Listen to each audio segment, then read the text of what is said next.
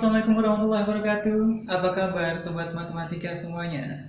Pada video kali ini saya akan membahas materi tentang persiapan ujian satuan pendidikan pada mata pelajaran matematika SMK tahun 2021 Part 2. Jadi ini adalah video yang kedua. Kalau sebelumnya, video yang pertama sudah saya sampaikan bahwa saya akan membahas materinya satu paket soal penuh. Jadi ada 40 soal dalam satu paket yang akan saya bahas secara keseluruhan.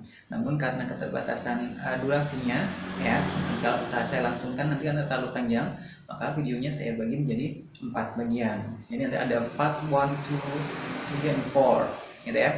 Ini untuk sekarang adalah video yang kedua. Kalau video yang pertama kemarin saya sudah membahas soal nomor 1 sampai nomor 12. Berikutnya nanti berarti kita akan mulai pembahasan soal mulai nomor 13. Gitu ya. Baik, kita mulai pembahasannya.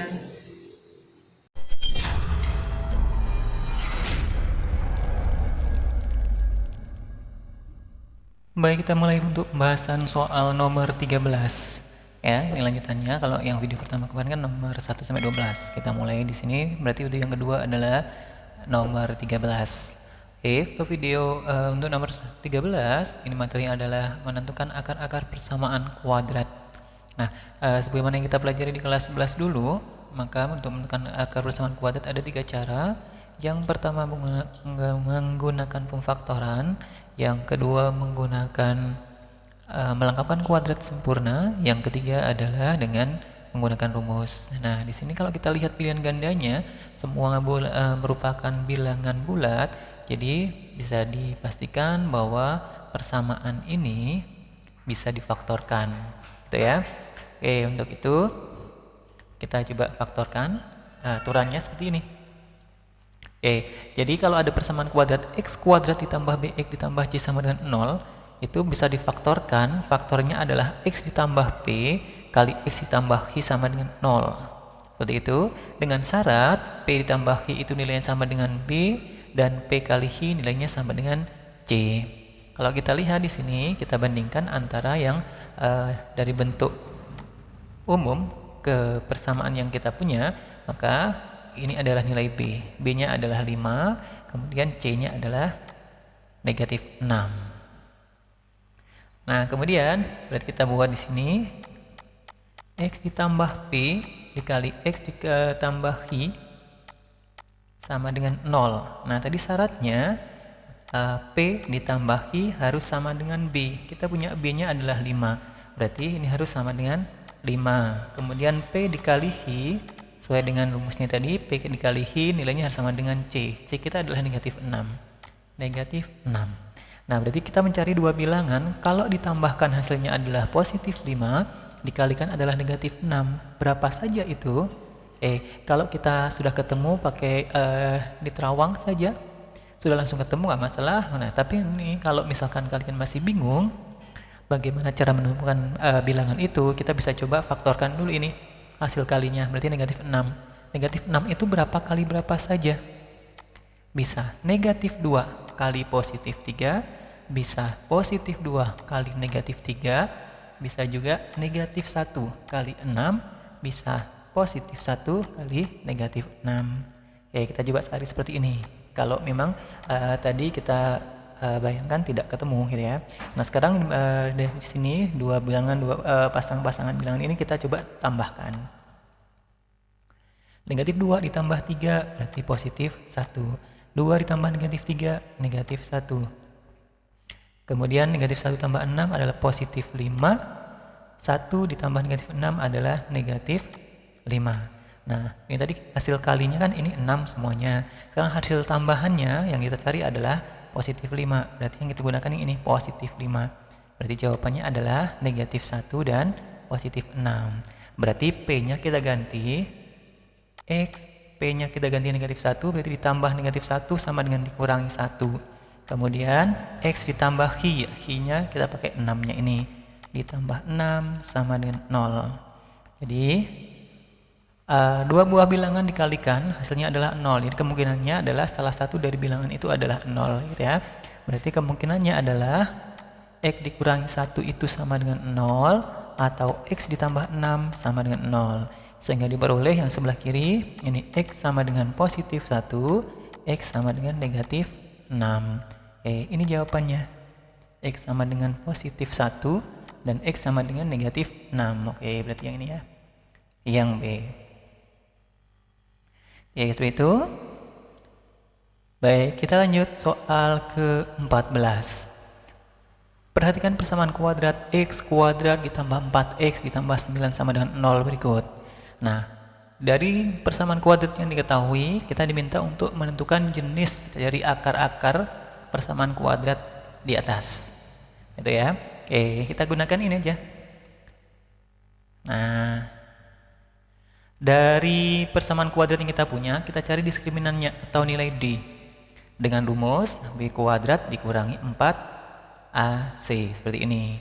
Nah, kemudian dari D itu kita bisa menentukan jenis-jenis dari akar ini tanpa harus mencari akarnya terlebih dahulu. Ketentuannya seperti ini. Jika D-nya positif atau lebih dari 0, maka persamaan kuadrat tersebut mempunyai dua akar nyata yang berbeda. Kalau D-nya sama dengan 0, maka persamaan kuadrat tersebut mempunyai dua akar nyata yang sama atau kembar. Sementara kalau D-nya negatif atau kurang dari 0, maka persamaan kuadrat tersebut memiliki akar-akar imajiner. Jadi soal ini kita cari. Nah, ini berarti sebagai B kuadrat kurangi 4AC. Nah, persamaan kuadrat itu kan secara umum bentuknya adalah AX kuadrat ditambah BX ditambah C sama dengan 0. Kalau kita bandingkan ini dengan ini, maka nilai A-nya adalah 1. Kemudian B-nya adalah BX negatif 4X berarti negatif 4. C-nya adalah positif 9. Sekarang kita cari D. D sama dengan B kuadrat dikurangi 4AC. B-nya adalah negatif 4 kuadrat dikurangi 4 kali A-nya 1, C-nya 9. Ketemunya adalah 16 dikurangi 4 kali 1, 4 dikali 9, 36. Ketemunya adalah negatif 20. Selesai. D-nya negatif 20. Kalau kita lihat di sini ketentuannya tadi, kalau positif, kalau sama dengan 0, kalau negatif gitu ya. Karena ini kan negatif 20 berarti kurang dari 0. Kalau kurang dari 0 berarti jawabannya adalah memiliki akar-akar imajiner. Jawabannya berarti yang C. Itu cukup jelas ya. Kita lanjut soal nomor 15. Diketahui persamaan kuadrat X kuadrat dikurangi 5X ditambah 15 sama dengan 0. Kemudian diketahui juga X1 dan X2 itu merupakan akar dari persamaan tersebut. Maka nilai dari X1 ditambah X2 adalah di sini kita tidak perlu juga mencari atau menentukan dulu nilai akar-akarnya berapa, baru kita jumlahkan, tidak. Tapi ada rumusnya yang sudah ditentukan seperti ini. Kalau saya punya persamaan kuadrat AX kuadrat ditambah BX tambah C sama dengan 0 dan akar-akarnya adalah X1 dan X2, maka X1 ditambah X2 itu rumusnya adalah negatif dari B per A. Kemudian kalau X1 dikali X2 hasilnya adalah C dibagi A. Seperti itu ya. Dari sini, dari soalnya di sini, kita tentukan dulu nilai A sama dengan 1, B-nya adalah ini ya. B-nya berarti negatif 5, C-nya adalah positif 15. Yang ditanya adalah X1 ditambah X2. Rumusnya di sini tadi ya. Negatif dari B per A. Berarti sama dengan negatif dari negatif 5 dibagi A-nya 1. Ketemunya adalah positif 5. Selesai. Jawabannya berarti yang A. Kita lanjut ke nomor 16. Sketsa grafik fungsi kuadrat fx sama dengan x kuadrat ditambah x dikurangi 6 adalah. Nah, di sini kita bisa gunakan akar tadi juga. Kita tentukan grafiknya seperti apa. Bisa kita juga analisa dulu pertama. Kita lihat x kuadrat di sini. Ya, di sini kan positif x kuadrat seperti itu. Jadi kalau nilai A di sini positif, berarti grafiknya pasti terbuka ke atas. berarti yang mungkin adalah A, B, dan E. Untuk yang C dan D itu pasti salah. Gitu ya. Nah, kemudian yang selanjutnya kita cari akarnya. Kita misalkan jadi persamaan kuadrat dulu ya. Berarti atau kita cari titik potong terhadap sumbu X-nya, berarti Y-nya harus 0 atau Fx-nya sama dengan 0. Ya, kita cari X kuadrat ditambah X dikurangi 6 sama dengan 0. Kita faktorkan seperti tadi. Sama dengan 0. Seperti soal nomor 13 tadi ya. Berarti ini X, sini X. Angka berapa dengan berapa ditambahkan positif 1 dikalikan negatif 6. Berarti jawabannya adalah positif 3 dan negatif 2. 3 kali negatif 2 adalah negatif 6. 3 ditambah negatif 2 positif 1. Ketemunya adalah X plus 3 sama dengan 0 atau X min 2 sama dengan 0. Ini ketemu X sama dengan negatif 3, yang sebelah kanan X sama dengan 2. Itu adalah titik potong terhadap sumbu X-nya. Berarti ini negatif 3,0 dan 2,0. Ini ya, ini negatif 3,0, ini 2,0. Jadi jawabannya adalah yang A. Seperti itu ya. Kita lanjut nomor 17. Diketahui fx sama dengan 7x kuadrat ditambah 3x kurangi 5 dan gx-nya adalah 8x kurangi 4, maka fx ditambah gx sama dengan ini materinya adalah operasi fungsi ya. Ini nanti lanjutannya adalah komposisi. Untuk operasi di sini kebetulan yang kita cari adalah penjumlahan fungsi. Jadi sederhana sekali di sini ya. Saya tulis ulang di sini, fx kan ini ditambah gx ini. Berarti kalau fx ditambah gx hasilnya adalah, kita tulis dulu aja, fx-nya adalah 7x kuadrat ditambah 3x dikurangi 5, ini adalah fx-nya, ditambah dengan gx-nya adalah 8x dikurangi 4. Sebagaimana biasanya operasi penjumlahan untuk bentuk fungsi seperti ini, jadi yang bisa kita tambahkan atau kita jumlahkan itu hanya variabel yang memiliki pangkat yang sama. Berarti 7x kuadrat, yang kuadrat kan hanya ini saja, berarti jawabannya tetap 7x kuadrat. Sekarang yang punya variabel x pangkat 1, ada ini dengan ini. Berarti 3x ditambah 8x, temunya adalah positif atau ditambah di sini 11x. Kemudian yang tidak punya x atau merupakan konstanta, negatif 5 dengan negatif 4. Ketemunya berarti negatif 9. Ini jawabannya. 7x kuadrat ditambah 11x dikurangi 9. Yang A. Seperti itu. Lanjut ke nomor 18. Diketahui fx dan gx, maka f komposisi gx adalah ya. Kalau f bundaran g x, atau bisa kita baca f komposisi g x, boleh ditulis f dalam kurung g x seperti ini ya. Berarti kita tulis rumusnya f gx. Kalau fx adalah 2x min 3, maka f gx adalah 2 kali gx, awalnya kan 2x. Nah, tadi kan di sini fx kan 2x. Nanti kalau fgx berarti 2gx gitu ya. Terus dikurangi 3. Nah, sekarang kita masukkan gx-nya. 2 gx-nya adalah ini negatif 3x ditambah 2 dikurangi 3 ini.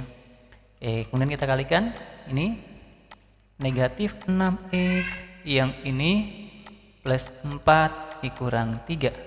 Ketemunya adalah negatif 6x ditambah 1. Di sini negatif 6x tambah 1, berarti jawabannya adalah C.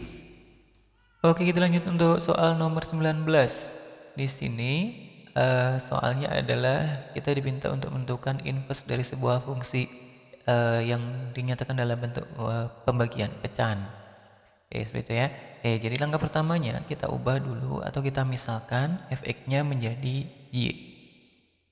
Berarti di sini saya tulis saja dulu Berarti Y sama dengan 3X dikurangi 2 per X dikurangi 5. Nah, di sini kalau kita diminta untuk menentukan inverse-nya, berarti yang fungsi awalnya kita nyatakan dalam bentuk Y sama dengan seperti ini, maka kita otak-atik kita ubah menjadi bentuk X sama dengan. Jadi yang sebelah kiri atau di ruas kiri ini tinggal X saja. Kita pakai sistem istilah pindah ruas itu ya.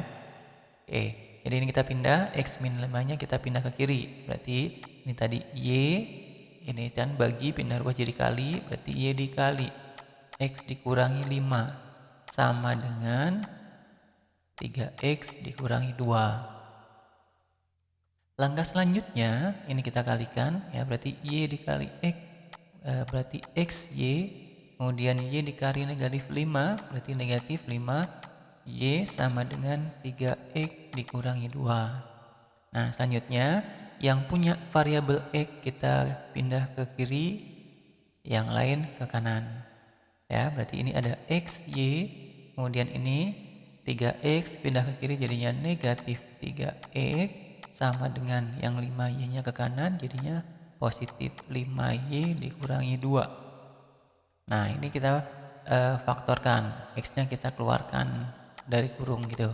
X dikali XY dibagi X hasilnya adalah Y dikurangi 3X dikurangi X tinggal 3 sama dengan 5Y dikurangi 2. Sekarang kita sisakan X saja yang sebelah kiri. Berarti X sama dengan 5Y dikurangi 2 dibagi Y dikurangi 1. Pada dasarnya ini selesai. Tinggal langkah selanjutnya, finishingnya saja. Langkah terakhirnya saya tulis di sini. Maka kita tinggal mengubah X-nya ini kita kembalikan menjadi Y, Y-nya kita ubah jadi X. Tinggal ditulis saja.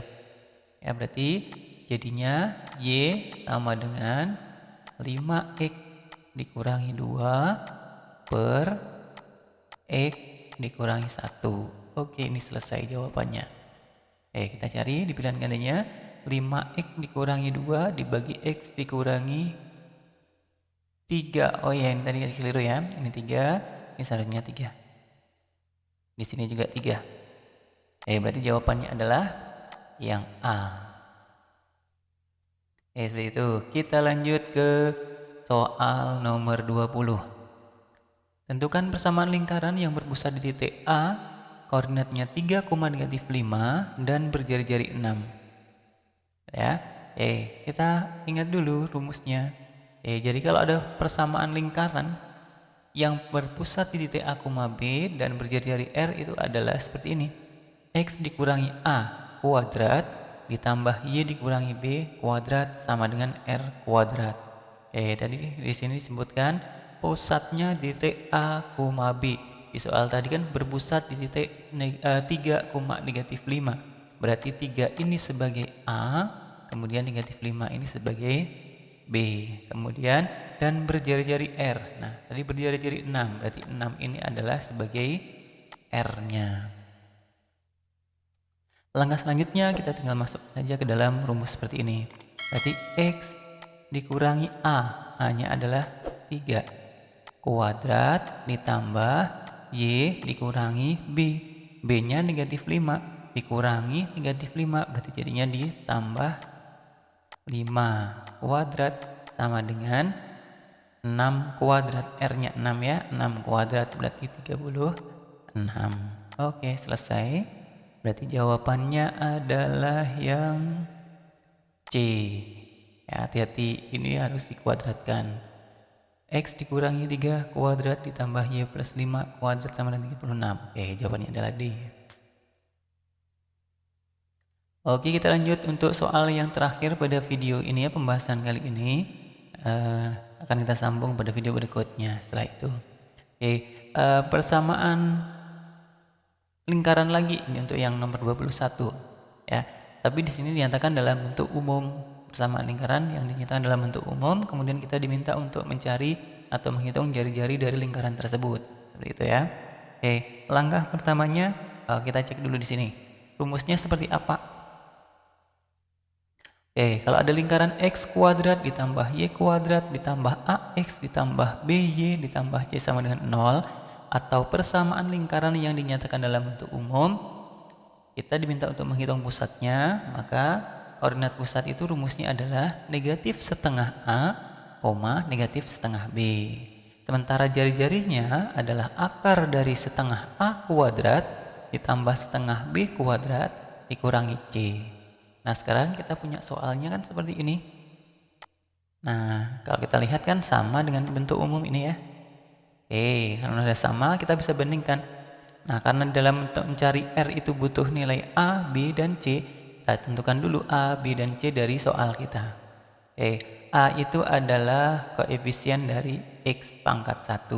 Berarti ini. Berarti A itu nilainya adalah negatif 2. Kemudian B-nya koefisien dari Y pangkat 1, berarti yang ini. Y-nya adalah positif 4. Kemudian C itu adalah konstanta, berarti negatif 11. Nah, setelah itu bisa kita hitung nilai R-nya. Maka R sama dengan akar dari setengah A. Setengah dikali A, A-nya adalah negatif 2. Kemudian kita kuadratkan, ditambah setengah B, setengah kali B-nya adalah 4, dikuadratkan, kemudian dikurangi dengan C, dikurangi negatif 11. Ini kita akar. Nah, selanjutnya kita hitung sebelah kanannya sini. Akar dari setengah kali negatif 1, negatif 1. Negatif 1 dikuadratkan, berarti jawabannya adalah 1. Ditambah setengahnya 4 adalah 2. Dikuadratkan berarti jadinya 4 dikurangi negatif 11, berarti sama dengan ditambah 11.